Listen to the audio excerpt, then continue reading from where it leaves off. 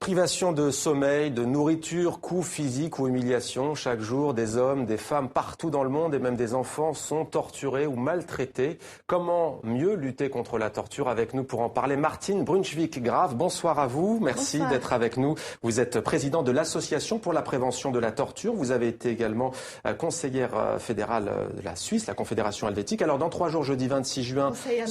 Conseillère nationale, pardon. Dans 3 jours, le jeudi 26 juin, ce sera la journée mondiale de lutte contre la torture et de soutien aux victimes de ce fléau.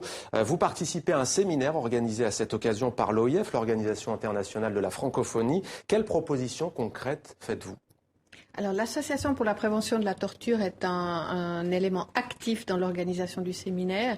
Pour nous, ce qui est extrêmement important, c'est de pouvoir accompagner le processus. Aujourd'hui, on a un protocole facultatif accepté par l'ONU qui prévoit l'introduction de mécanismes de prévention, à savoir des organisations qui vont visiter les lieux de détention dans chaque pays. Donc on ratifie un protocole facultatif et on s'engage à mettre en place ce mécanisme.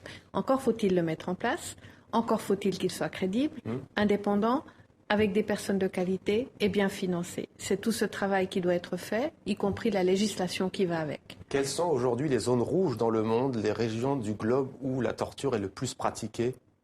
Je voudrais vraiment pas faire de palmarès parce que on le lit, on l'entend et parfois on le sait pas, mais je dirais qu'aucun pays n'est épargné par l'idée des mauvais traitements, parce que c'est pas seulement la torture, c'est aussi les traitements dégradants, contraires à la dignité.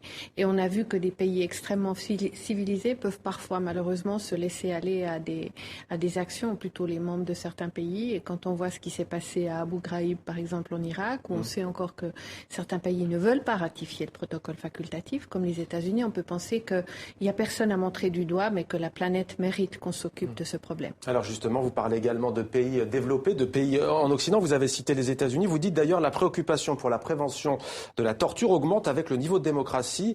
Est-ce à dire que moins un État est démocratique, plus il y a de risques de tomber dans cette pratique de la torture ou des sévices ? Alors si je prends ça en termes positifs, je dirais que plus il y a de démocratie, plus il y a de transparence. Les médias jouent leur rôle aussi. La société civile peut dénoncer. Et donc c'est le premier pas pour que l'État, que ce soit le gouvernement et le Parlement, prennent conscience et prennent les mesures nécessaires.